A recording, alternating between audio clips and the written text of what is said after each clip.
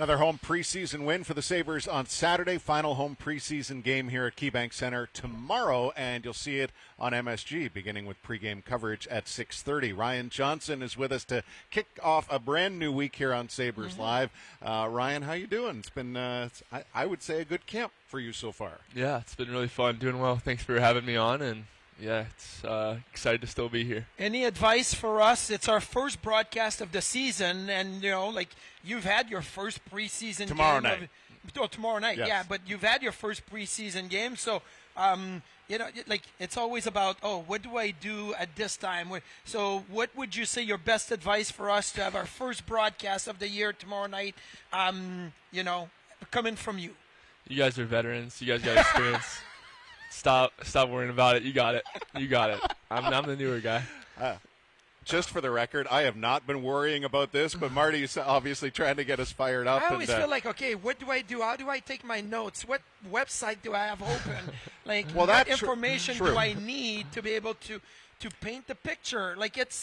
I feel pressure. There has been an evolution in websites and statistical information at our fingertips. What has been the evolution for you now that it's third-year pro and also 3-year contract in hand? Mm-hmm. Yeah, so, man, first year was really fun. It was good, kind of like this sort of preseason where I was playing games and had a lot of good opportunities, and then got sent to Rochester. Then, obviously, Sammy got hurt, got called up for 40 games, and played half the year with Buffalo, which was a great first year.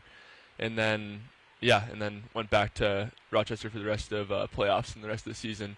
And then being back last year was the quicker camp with going to Europe. Mm-hmm. And I got hurt too. First preseason game, blocked a shot. Got one of those bullseye shots to the ankle that I couldn't put my foot in my skate. And so that kept me out until the start of the regular season for AHL.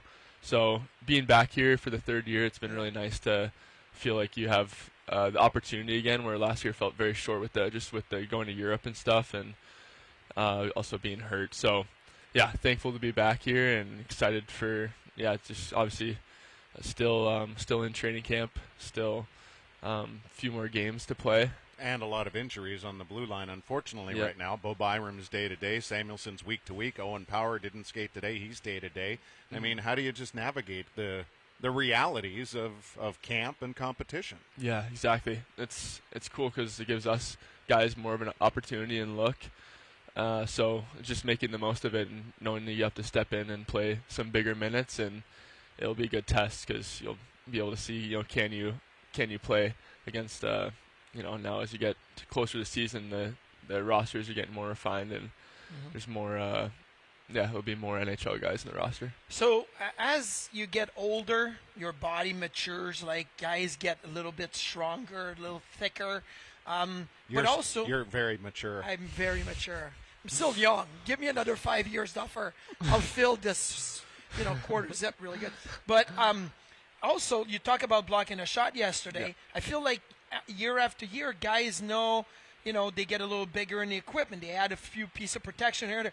Have you made some adjustment because of the block shots and because of some of the maybe bruises and bumps that you've gotten over the last couple of years? Yeah, that's smart. I have not made any adjustments myself. The equipment guys have made adjustments for me. Yeah. So they've put the shot blockers on my skates, the ones that you can glue on. Yep. But thinking about getting a visor that goes a little further down, just hear guys talk about things that they're doing. There's the cut resistant stuff, which is not very comfy. Is it getting better though? It is getting better. Okay. Yeah. But it's just it's hot to wear a neck guard that thick, and you'd rather just have a free air to blow on your neck. But I haven't made a ton of adjustments myself. Neither did he. You kidding? I made adjustment Same on the skates. Daily. Yes, but I always would tweak more than 500 NHL games, and he's at the same skates. Oh my gosh. I got to bring those in one time. And I have my pads from my first NHL win, and if I put them next to some of the stuff UPL's wearing or Lion or Georgiev, you'd be like, seriously, that's what you guys were. But I didn't make adjustments. It was just to old gear. I always tweaked about it. Yeah. So that was the difference. You mentioned the visor. Mm-hmm. So we were can talk about Kirill Kaprizov. He just signed an 8-year deal, $17 million a year. We'll talk about it later in the show. But he wears his visor way on top. It's almost like he's not wearing any. Yeah. And you're thinking about going like a little longer. Yeah. Is there, somebody that's giving you an advice here and there that you can say, you know what, an older guy told me I should wear it a little lower? Yeah, I just, just hearing the guys in the locker room talk about it, they're just saying, like, a lot of them are asking for longer visors because the standard one is like this. Mm-hmm. So the other one will cover more of your nose. Yeah. And it's always that rare occasion that you never really expect. And so, but those rare occasions can happen. Yeah. So I'm considering it at the end of the day. Like, if it happens, it's happened before and they survive. So is it the breathing or the vision the biggest adjustment when you have a shorter or longer visor? Probably the vision, yeah, because mine's right on my eye line, so I actually prefer it higher up so I can see more of the ice. Yeah. Or maybe if there's one lower, it might help eliminate that issue. But at the end of the day, I do like to just be able to see the puck over. See, Josh Allen puts a visor. Now everybody wants a longer visor. See, that's what's happening. It's all about Josh. That's the way it goes. Here's one I've never asked before. Sneakers, sandals, or barefoot? Oh, barefoot, easily. And if I had my canes, I'd be wearing them right now. But, yeah, I'm going barefoot right now. First barefoot guest that we've had on the show, to my knowledge. And, of course, you do spend a large majority of the summer in California? Yep. Okay. Exactly. That's sense. fitting. Minnesota that all too. makes sense. And Minnesota. I know. I didn't want to. Yeah. I didn't want to. Leave out Minnesota. Yeah. But I remember last year it was Mac Hollins with the Bills. He was walking bare feet everywhere. He said it makes him grounded. His connection with planet Earth and everything. Like, I mean, I don't know. Everybody's got their own different ways. Right. But we did see you last night, though. Yeah. You weren't barefoot last night, No. but we were at the Miracle League of Western New So York. fun. You and your wife were there. It was amazing. It was awesome. It was great Yeah. to see her and being involved. How do you like doing these type of things? Because that's a unique situation. We get to play ball with all these kids and older adults, and it was awesome. But how did you like that? It was so fun. I didn't know that league even existed until I went last night, and just being able to see like all the alumni there was so fun, and meeting the kids and seeing. Yeah. There's one kid, Robbie, who's invited me in, and he wanted me to follow him around the bases, and it was so fun just watching them get so excited to hit, and just us being able to be there with them and celebrate them too was honestly an honor to be there. They look forward to that day. I'll tell you this. Yeah. Like every year, they play. They have different teams in the summer. They play against each other, whatnot. That's but cool. they look forward to when the firefighter get there because they bring the trucks and they splash everybody, That's cool. which is awesome. That's and so Sabres night in the Miracle League. So you guys did an awesome job. Yeah, some great visuals there for those watching on MSG, and obviously you would have seen on Sabres Social and Sabres.com. What do you think it is, Ryan? I know it's never easy to talk about yourself specifically, but what do you think allows you to really connect with people in these moments when you're, at Miracle League, anywhere else in the community? Yeah, I think for me a big part's like my faith, just being able to share that with others and just love others from that place of knowing how God's loved me and changed my life. I like to just try to be the same same way he's treated me. I want to be that to others, and it's so cool seeing even teammates have a tender spot to go out there and just love on these kids who, honestly, it's not. They're actually, I feel like they're doing more for me and for us, just being able to be there and see how just childlike and free they are, even in the midst of the hard things in their life, just their, whatever it be, their special needs and stuff. So it's just, so for me, being able to serve is something that, I've learned just from having faith in God.